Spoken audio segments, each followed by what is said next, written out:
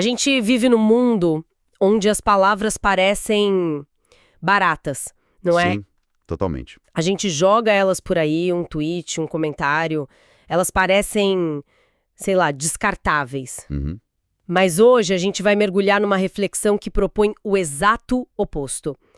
É uma análise teológica da Mesa do Reino sobre um conceito hebraico, dabar.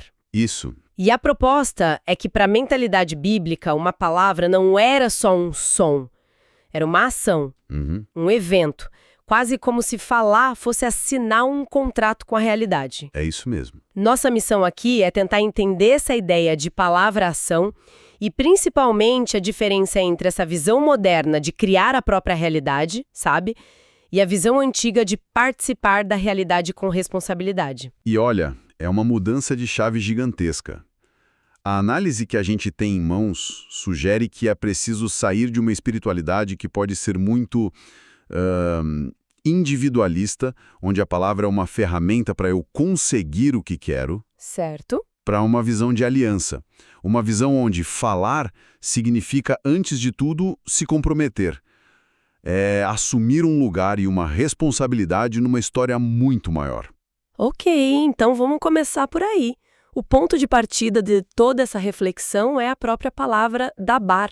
O texto diz que em hebraico isso não significa só palavra no nosso sentido de um substantivo. É isso mesmo? Exatamente. E essa é a base de tudo. Dabar pode ser traduzido como palavra, mas também como coisa, evento, acontecimento. Uau! E isso não é só um detalhe de tradução, é um jeito de ver o mundo. Naquela cosmovisão não existia essa separação que a gente faz entre o que é dito e o que acontece. Eram a mesma coisa. Eram duas faces da mesma moeda. Quando uma palavra era liberada, uma bênção, uma maldição, um juramento, não era só um desejo ou uma opinião. Era um evento que tinha sido colocado em movimento. Tinha peso, sabe? Tinha substância. Faz todo sentido. A gente até vê resquícios disso, né? Quando alguém diz eu te dou a minha palavra, a ideia é que aquilo tem um peso quase físico. Perfeito. Mas o que eu achei realmente provocador na análise é a distinção que ela faz logo em seguida.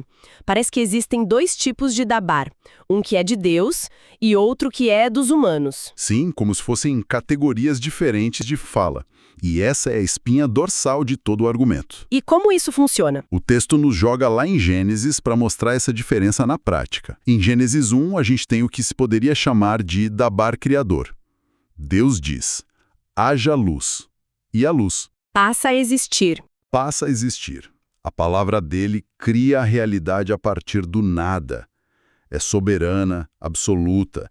Não tem pré-requisito, não tem condição, é a própria fonte da realidade. É a palavra que funda o universo, mas aí em Gênesis 2, a cena muda completamente. Deus já criou os animais, eles já existem, e aí ele os leva até Adão para ver como ele os chamaria. Exato. E o detalhe que a análise aponta é genial.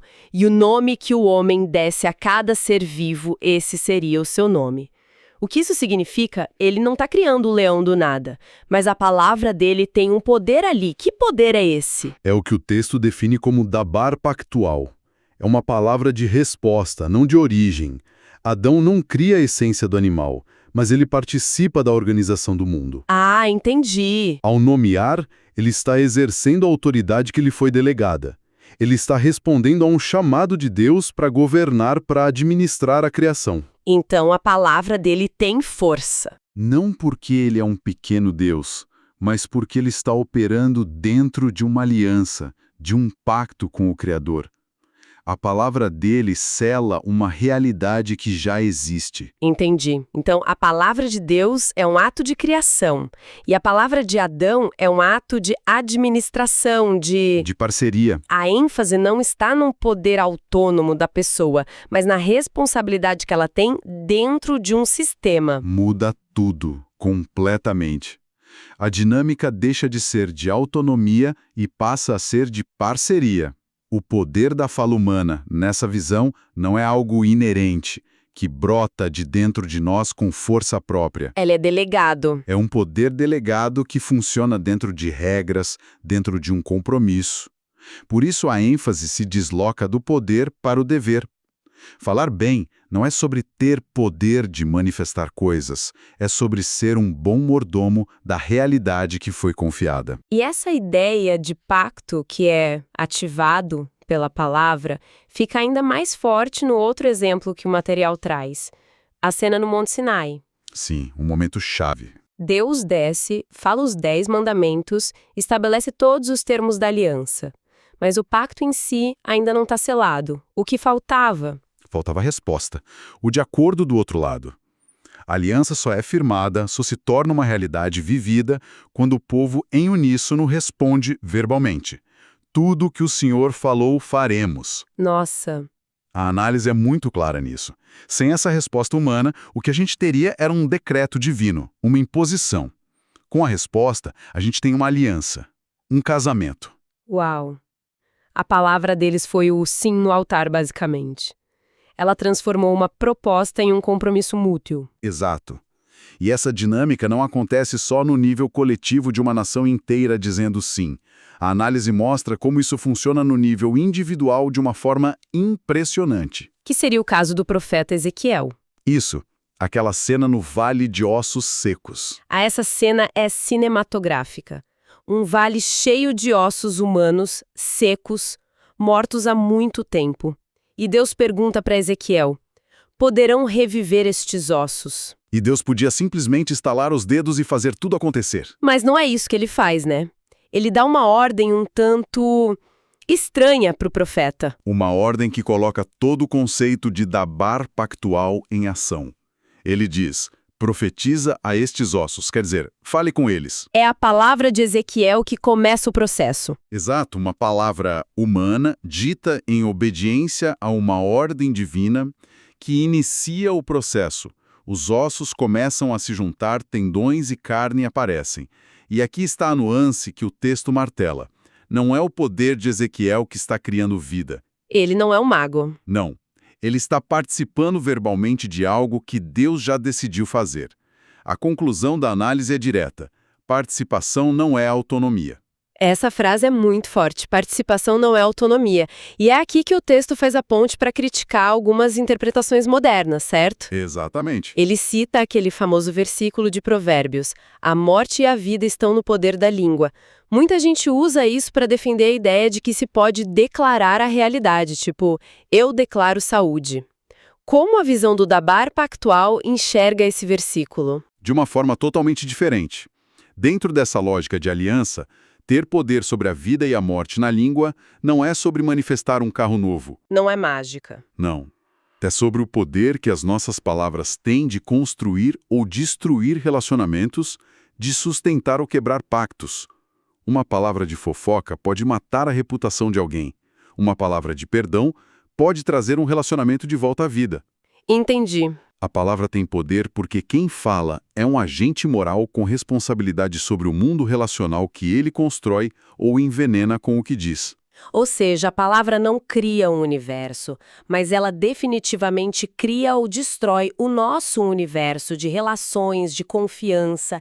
E essa ideia continua a evoluir, porque quando a gente chega no Novo Testamento, o conceito parece atingir um novo nível. A análise nos leva para a oração de Jesus em João 17. Sim, e ali o texto descreve o que seria o dabar pactual perfeito. Jesus está orando ao Pai, mas não há nenhum traço de tentativa de persuasão. Ele não está tentando convencer Deus de nada. De nada. A sintonia total. Quando Jesus diz, glorifiquei o teu nome na terra, ele está simplesmente verbalizando a realidade do pacto eterno entre o Pai e o Filho. Não há ruído, não há agenda própria. Não há vontade paralela. É a unidade perfeita em palavra e propósito. É a ausência completa de eu na fala. E isso, segundo o texto, é o destino final de quem entra nesse pacto. O que nos leva à imagem mais poderosa de todas, que está lá no finalzinho da Bíblia, em Apocalipse. A cena final. A cena final. O Espírito e a noiva dizem, vem. O que está acontecendo ali? Ali temos a culminação de toda essa jornada. A noiva é a imagem da humanidade redimida, a igreja. E ela não está começando um movimento, ela não está com uma petição tentando convencer Deus a voltar. Ela está? A análise mostra que ela está simplesmente ecoando. Ela está dizendo a mesma coisa que o Espírito de Deus já está dizendo. A vontade dela se alinhou de forma tão perfeita à vontade divina que a fala se tornou uma só. Uau! A jornada que começou com Adão respondendo a Deus, agora termina com a noiva falando junto com Deus. É a plenitude do pacto. Então, se a gente olhar para essa trajetória toda, o que isso nos diz sobre maturidade espiritual, segundo essa fonte? Parece um caminho de aprender a falar. De novo. Exatamente. É um caminho para aprender a falar de novo. A análise traça essa linha do tempo de forma muito clara. A gente começa em Gênesis, com Deus falando e o ser humano respondendo. Certo. Depois, com os profetas, Deus fala e o profeta ecoa essa palavra para a nação. Em Cristo, temos o Filho falando em unidade perfeita com o Pai. E no fim, o Espírito fala e a noiva fala junto. A jornada espiritual, então, é sair de uma palavra reativa, que muitas vezes é cheia do nosso ego, dos nossos interesses, para uma palavra unificada com o propósito de Deus. A transformação à imagem de Cristo nessa ótica é aprender a falar como o Pai fala. É aprender a ecoar a vontade dele, em vez de tentar impor a nossa. Ok, a teologia é fascinante. Mas vamos trazer isso para o chão da vida. O que tudo isso significa na prática? Como essa visão do dabar pactual muda, por exemplo, a forma como uma pessoa ora? Muda radicalmente. A oração deixa de ser uma técnica para destravar bênçãos ou uma ferramenta de lobby para convencer Deus a entrar no nosso projeto. Deixa de ser um monólogo. Sim, orar se torna, antes de tudo, um ato de se posicionar dentro da aliança através da palavra. Por exemplo, quando alguém ora, seja feita a tua vontade, sob essa ótica, não está sendo passivo. Não? Pelo contrário, está, na verdade, se comprometendo verbalmente a ser um agente dessa vontade no mundo. É como assinar o contrato de novo todo dia. Exato. Ou pense na confissão. Confessar um pecado não é só admitir um erro, é usar a palavra para restaurar um pacto de confiança que foi quebrado. Faz sentido. Perdoar alguém verbalmente não é só um sentimento, é um ato que usa a palavra para reconstruir uma aliança relacional que estava rompida. A oração se torna o lugar onde a gente ajusta a nossa fala com a realidade do pacto. E isso me leva ao ponto final, que a análise chama de o confronto da coerência. Ah, sim. A ideia de que não adianta nada falar as palavras certas na oração se o resto do nosso dabar diário, nossas conversas, comentários, estão indo na direção oposta. E esse é o teste de fogo. O texto é bem direto nesse ponto. A conclusão é que dabar pactual não é criar o futuro com a fala, é viver de forma coerente com a aliança através da fala. Poxa. A reflexão que ele propõe é que a nossa boca revela quem ou que realmente governa o nosso coração.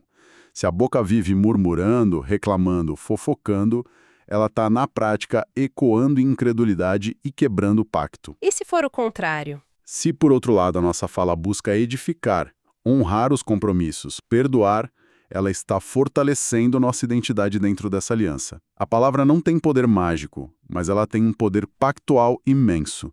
Ela nos vincula, nos compromete e, no fim das contas, revela quem nós somos. Então, para a gente amarrar nossa conversa, a gente partiu de uma visão de palavra como algo quase sem valor, descartável, e mergulhou nesse universo do dabar, onde falar é agir, é estabelecer realidades, principalmente, e realidades de compromisso. A grande virada que o material nos mostrou é que o poder da nossa fala não está numa capacidade mágica de criar o que a gente quer, mas na nossa responsabilidade de responder, de participar e de nos alinhar a uma aliança maior. Perfeito. É uma troca de poder por responsabilidade. Exato. E, no fim, essa análise nos deixa com uma pergunta muito prática sobre coerência. E talvez a gente possa expandir um pouco essa reflexão final para quem nos ouve. Qual seria? Se a gente levasse essa ideia a sério, se as palavras que usamos todos os dias estivessem de fato construindo o mundo em que vamos viver amanhã, não magicamente, mas tijolo por tijolo, moldando nossas relações, nossa integridade, a confiança que as pessoas depositam na gente, que tipo de mundo cada um de nós estaria construindo com o que disse hoje?